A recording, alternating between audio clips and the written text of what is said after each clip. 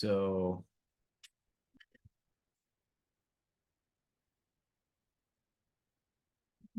so over the weekend, I gave a talk at the Mysteries of Technology conference, and there were a few slides I had to skip for lack of time, and so I wanted to share those here. This is William James, and I think he was too quickly dismissed by Rudolf Steiner. He writes about James and pragmatism in Riddles of Philosophy, a book that was very important to Steiner that he edited and republished a few times. And he, I think, misunderstands really what James and other pragmatists like Charles Saunders Peirce, what they were really suggesting. And I want to show how, actually James was more in alignment with the sort of spiritual scientific perspective that Steiner argued for than Steiner realized. So in his light course, Steiner discusses how human beings have, not just eyes um, and vision and this warmth sense, but we also have lungs and larynx and ears that allow us to partake in the airy or the gaseous element of nature, right? So with our eyes, we're in the light ether. With our uh, physical bodies, we're in the warmth ether, if you want. While with our lungs, larynx, and ears, we partake in the air element, right? And these three organs for Steiner are, in some sense, a single organ of perception. They all work together. Um, and through them, we come to participate in the phenomenon of sound or tone in a way that's quite unique from our perception of light and heat. So our lungs inhale and exhale,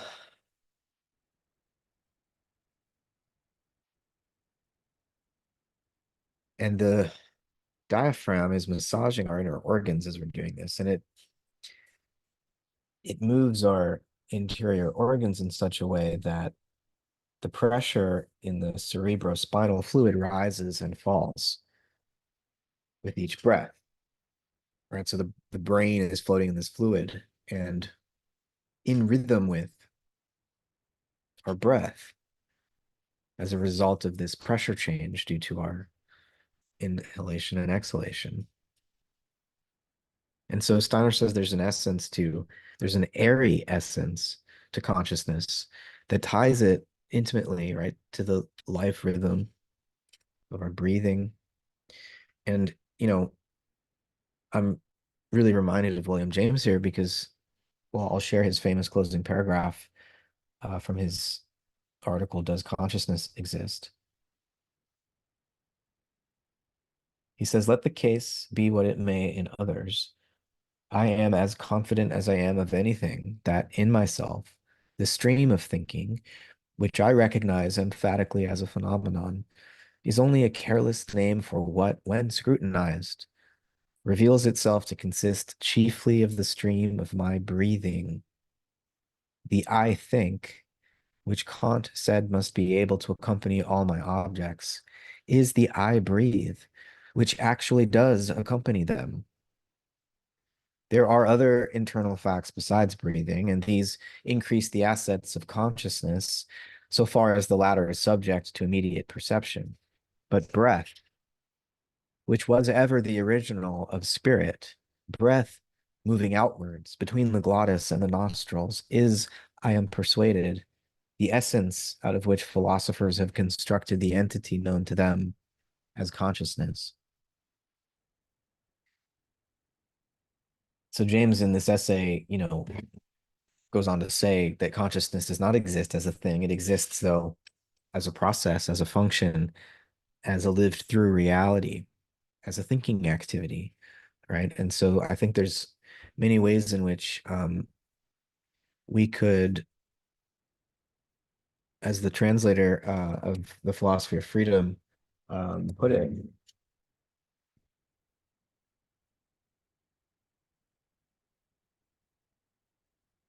Got this nice copy here. Um, and the Matthew Barton in the foreword notes that this book, it's written out of the German idealist tradition, out of the thoughts of Fichte and Schelling and Hegel and Goethe and Schiller. And you could, to fully communicate what Steiner means by freedom and thinking activity and intuition in this book, you could rewrite it out of the English language, out of the American pragmatist philosophical tradition, but arrive at the same core spiritual insights. And that's a that's a task that remains to be done. Um,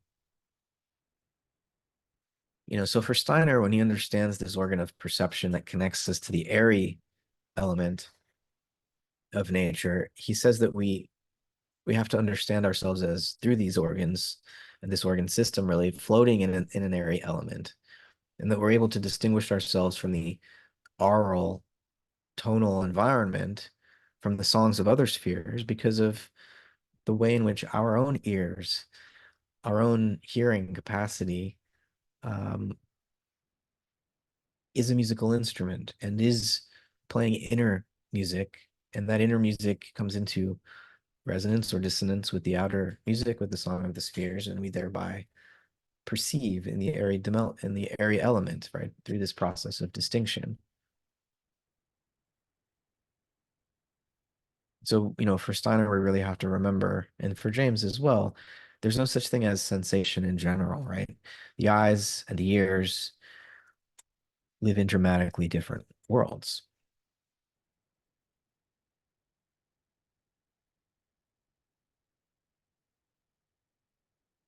So we are not outside of things looking in upon the world through a periscope, right? Steiner says, I quote him, what you experience in your soul is not, if I share in the experience, the effect of your brain vibrations on me, right? Um, so the resonance of lyre strings is a generalizable phenomenon. All phenomena exist in sympathy with one another in various ways. Everything breathes together, as Plotinus put it. And this is true then. Resonance, right, is as true of it is as true of tuning forks as it is of attuned brains undergoing the co-experience of ideas and sensations, perceptions. Steiner dives with his imagination, with his imaginative thinking deep into the physiology of the inner ear, and he compares it morphologically, morphogenetically with the physiology of the eye. And he reminds us not to remove an organ from its gestalt, right? The ear, for example, is only able to hear external sounds by comparing them with the inner rhythm of our own breathing and the accompanying oscillation up and down of the cerebrospinal fluid and our brain, which floats in that fluid. And so the outer rhythm is differentiated by comparison with the inner rhythm. And all of this also is intimately integrated with our organ of speech, right? The larynx is part of our capacity to hear. Our speech capacity is part of our capacity to hear. Um, the ears and the larynx, hearing and speech, are really aspects of one and the same organ of perception. So Steiner says, quote, they belong together. The will element, which is pulsing through the larynx, and the more intellectual and sensual element, which passes through the ear. And then Steiner goes on to offer an account of the metamorphosis of each sense organ into the other. So the eye, he suggests, is externally, the sclera, the cornea, the muscles. He says it's a metamorphosed larynx. And internally, the eye, in its vitreous body, its retina, is a metamorphosed ear, right? And so in order to understand the real relationship between vision and hearing, between eyes and ears, we must come to see the ears and the larynx as an integrated organ.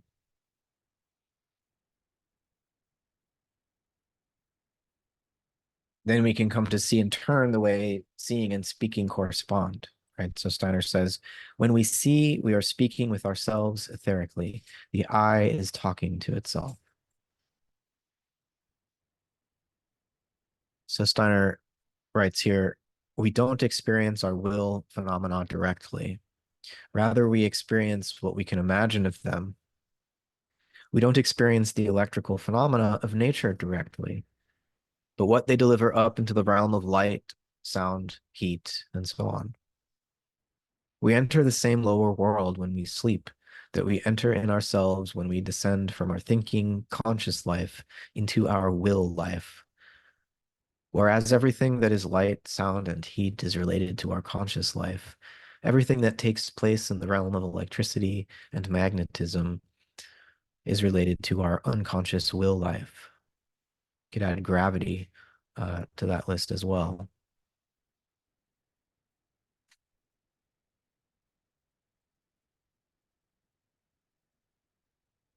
So for Steiner, he believes in a spiritual world, and belief is probably not the right word for it. He knows the spiritual world, even to acknowledge the existence of individual human beings is to acknowledge the existence of a spirit world, right? A human person is a free, conscious being, an agency, an agent that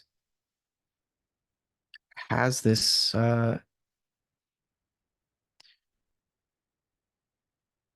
active role in the world. And there's nothing, from Steiner's point of view that we might learn about matter that could ever subtract from our spiritual freedom.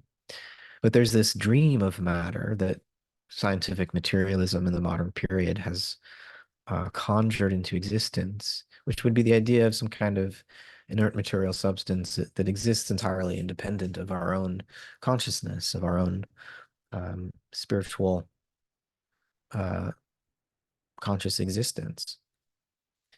But if we acknowledge that matter, the physical world of nature, you know, energy, space, and time, plants, uh, animals, minerals, if we're to acknowledge its reality, we can also acknowledge it has a reality because it is an expression of spirit, right? And so matter is only Maya when we think it exists independently of spirit, and maybe we believe in emergence and we think spirit could eventually come out of matter when it arranges itself right somehow.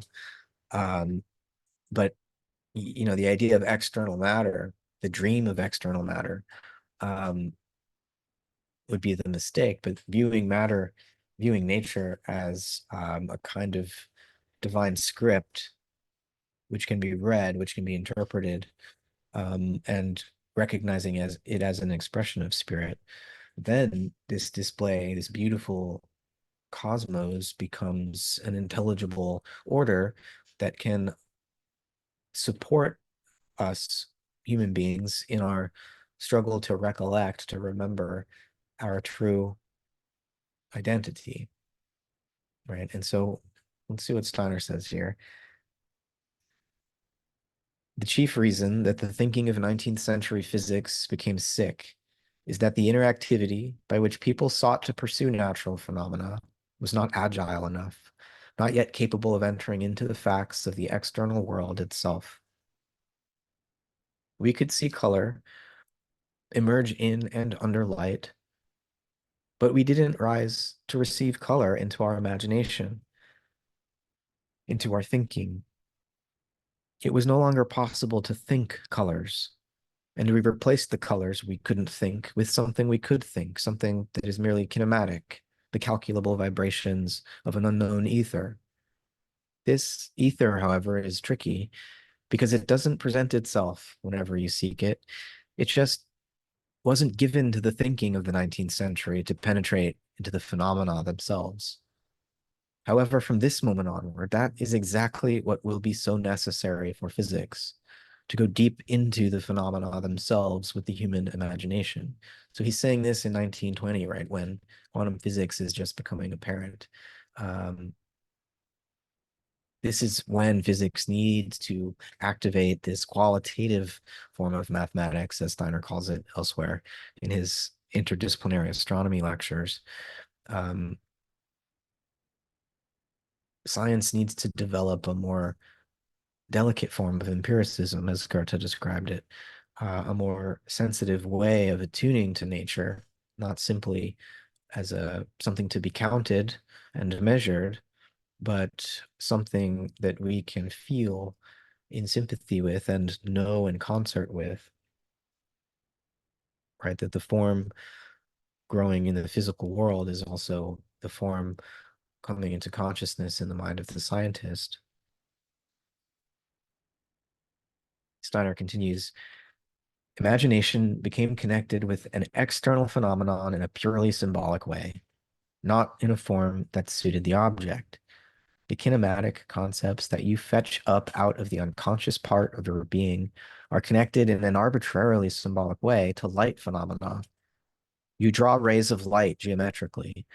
What you are doing in this case has no more validity than what is expressed in dreams. When you imagine symbolically such objective facts as the baying of the falling chair in the room in which you are lying sleeping, this whole way of proceeding, this whole way of processing the optical, acoustical, and heat phenomena of the external world by geometric, arithmetic, and motion concepts is in truth a waking dream, albeit a very sober one. What we believe to be an exact science is modern humankind's dream of nature.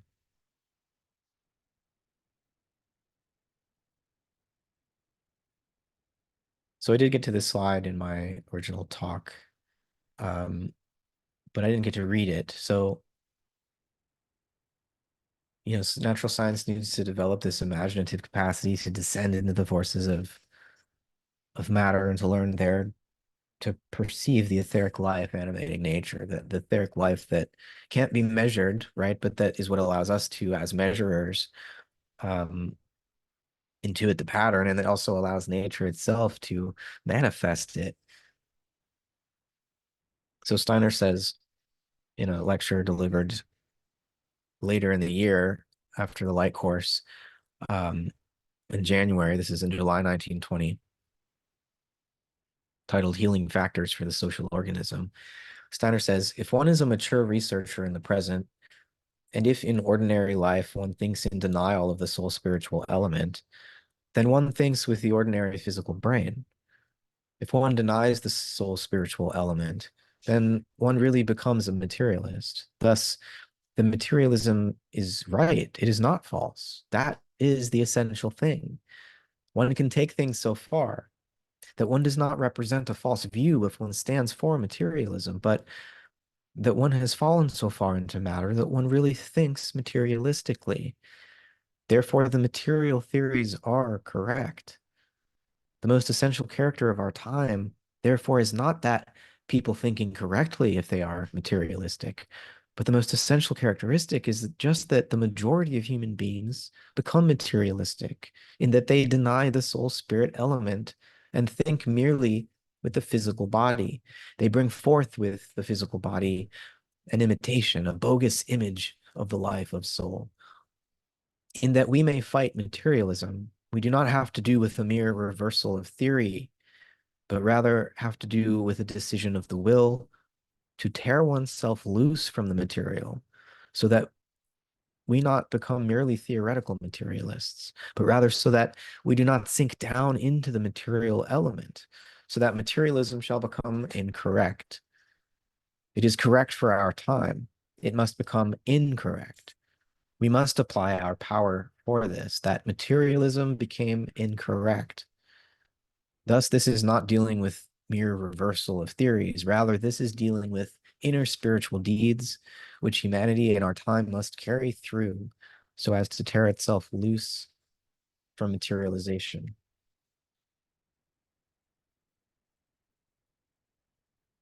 Now, when he refers to materialization here, don't think that he is opposed to deeper embodiment and incarnation and sensuality. Even Steiner, wants us to inhabit our living bodies. And for him, that's to talk about the etheric dimension of nature.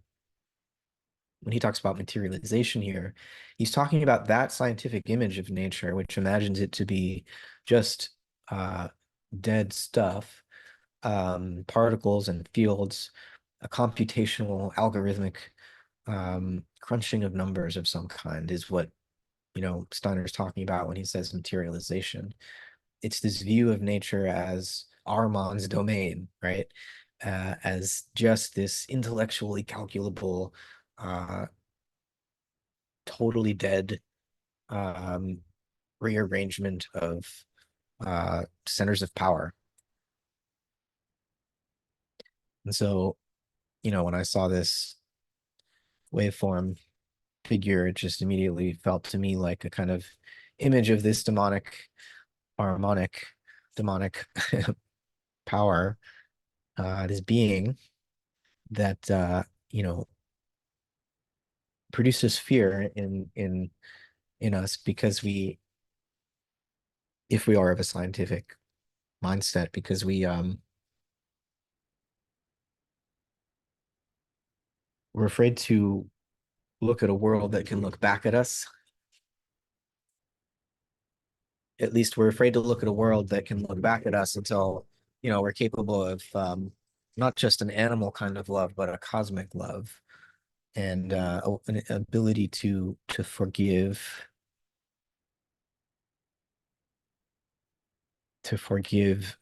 spirit for matter, for having created matter, which is a kind of source of suffering and death, right? But somehow spirit is not trying to torture us with matter. Matter is a gift. Death is a gift to help us awaken. And Steiner wanted to make the incarnation of Christ and the Christ event as relevant to natural science and our understanding of the earth and its life as it would be to religion. The Christ event is also of scientific interest. And it's precisely because it allows us to look at these harmonic demons, these little vibrating strings that the physicists are telling us the world is made out of, with a new in with new eyes and with a new heart. And that redeems these beings and I think allows us to come into relationship with nature and subnature in a more healing way.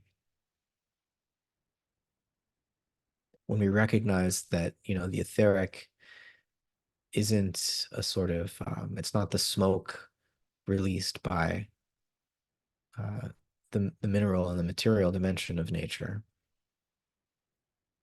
It is the organizer of physical nature. The etheric doesn't emerge out of the physical. The physical is an expression of the etheric, just as the etheric is an expression of the astral, and the astral an expression of the spirit of the eye.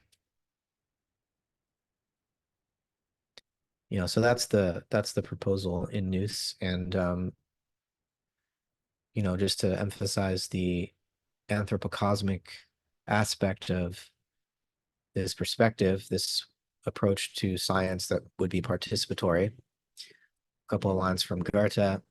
He says, "We know of no world except in relation to mankind, to the human being, and we wish for no art, and I add, for no science or religion, that does not bear the mark of this relation." Goethe also says, "In the sphere of natural science, let us remember that we have always to deal with an insoluble problem. Let us prove keen and honest in attending to anything which is in any way brought to our notice, most of all when it does not fit in with our previous ideas.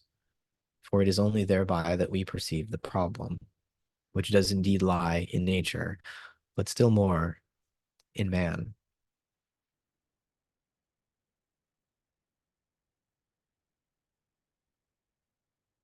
And that's all, folks.